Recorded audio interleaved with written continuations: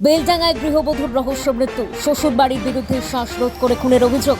মুর্শিদাবাদ জেলার বেলডাঙ্গা থানার অন্তর্গত সরুলিয়া মঞ্জলপাড়া গ্রামে গৃহবধূর রহস্য মৃত্যুকে ঘিরে চাঞ্চল্য ছড়িয়েছে এলাকায়। মৃতার নাম শাহানাজ খাতুন, বয়স মাত্র 19 বছর। পরিবার সূত্রে জানা যায়, প্রায় 5 মাস আগে বাদরামপুর বরখোলা পাড়া গ্রামের শাহানাজ খাতুনের সঙ্গে সরুলিয়া মঞ্জলপাড়া গ্রামের মুগলেশুর রহমানের বিয়ে হয়। অভিযোগ, বিয়ের পর থেকেই পণের দাবিতে তাকে মানসিক ও শারীরিকভাবে অত্যাচার করা হতো। মেয়ের পরিবারের দাবি, গত রাতে প্রায় 1:30 নাগাদ শ্বশুরবাড়ির পক্ষ থেকে ফোন করে জানানো হয় যে শাহানাজ গলায় ফাঁস লাগিয়ে আত্মহত্যা করেছে। খবর পেয়ে পরিবারের সদস্যরা শ্বশুরবাড়িতে পৌঁছে দেখেন বিছানার উপরে পড়ে রয়েছে শাহানাজের নিথর দেহ। তড়িঘড়ি তাকে উদ্ধার করে বেলডাঙ্গা ব্লক প্রাইমারি হেলথ সেন্টারে নিয়ে গেলে কর্তব্যরত চিকিৎসকরা তাকে মৃত বলে ঘোষণা করে। পরে মৃতদেহ ময়নাতদন্তের জন্য পাঠানো হয়েছে মুর্শিদাবাদ মেডিকেল কলেজ অ্যান্ড হসপিটালে। ঘটনার তদন্ত শুরু করেছে বেলডাঙ্গা পুলিশ স্টেশন।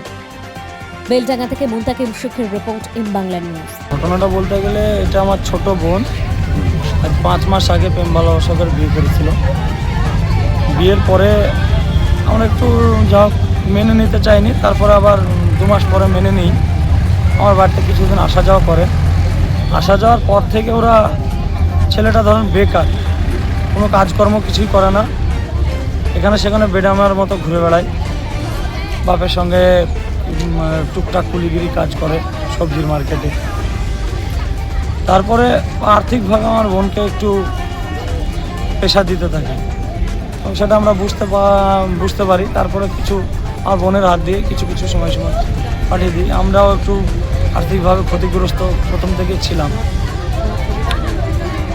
তারপরে এই ঈদের মার্কেট এসেছে, এখন তো মানুষের সব চাওয়া পাওয়ার বিষয় থাকে। এ নিয়ে ওকে আমাদের বাড়ি থেকে যথেষ্ট পরিমাণে ওদের সমস্ত কিছু দিয়ে আসা হয়েছে, ঈদের বাজার। তারপরে ওদের জন্য আমরা বাজারের ব্যবস্থা করে রেখেছি। কিন্তু ছেলেটা, আমার বোন কিছুদিন আমাদের বাড়িতেই ছিল, এটা চাপ দিয়ে ওখানে নিয়ে যাওয়া হলো। আজ কয়েকদিন যাওয়া পরেই ওর শাশুড়ি অতিরিক্ত ওর সঙ্গে ঝামেলা করতো, অতিরিক্ত মানে প্রেশারাইজ করতো। কি নিয়ে ঝামেলা করতো, কিসের জন্য? তোর বাপরা কিছু দেয়নি, তোর বাপরা ভিখারি, এইসব নানা বিভ্রান্তর কথাবার্তা বলতো। বলার পরে ও যখন হয়তো সহ্য করতে পারতো না, তখন কান্নাকাটি করতো, বা আমার বোন অসুস্থ হয়ে গেলে আমাদেরকে ট্রিটমেন্ট করতে হতো। কালকে কি সময় ট্রিটমেন্টের ব্যবস্থাও করে দেয়নি ওরা। রাতে কি শুনলেন আপনারা? রাতে আমরা শুনলাম, রাত্রিবেলায় আমি কখন টাইমটা? প্রায় 2:30 বাজে।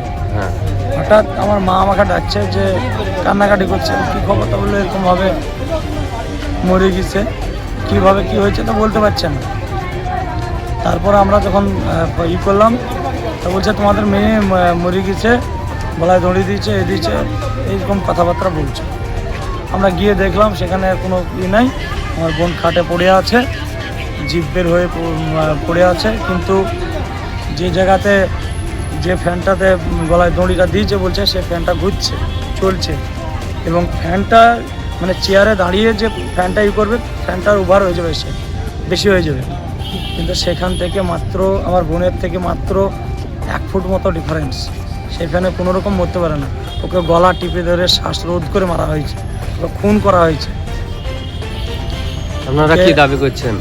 আমরা আইনের মাধ্যমে, আইনে যতটুকু ওদের সাজা দেয় আমরা তাতেই রাজি আছি। আপনার বোনের নাম কি? ওদের যাবজ্জীবন বা আরও বেশি কিছু থাকলে আমরা তার দাবি করছি আইনের মাধ্যমে আপনার প্রশাসনকে। আপনার বোনের নাম কি? আমার বোনের নাম শাহানাজ খাতুন। বিয়ে হয়েছিল তার নাম কি? বিয়ে হয়েছিল, ছেলেটার নাম মুগলেশুর রহমান। বাড়ি? বাড়ি সরুলিয়া মণ্ডলপাড়া, জোড়া মসজিদের ওখানে। আপনার নাম? আমার নাম হাসমির মল্লিক। কে হচ্ছেন মেয়ের? আমি মেয়ের বড় ভাই। আপনাদের বাড়ি? মধ্যমপুর বরখোলা পাড়া।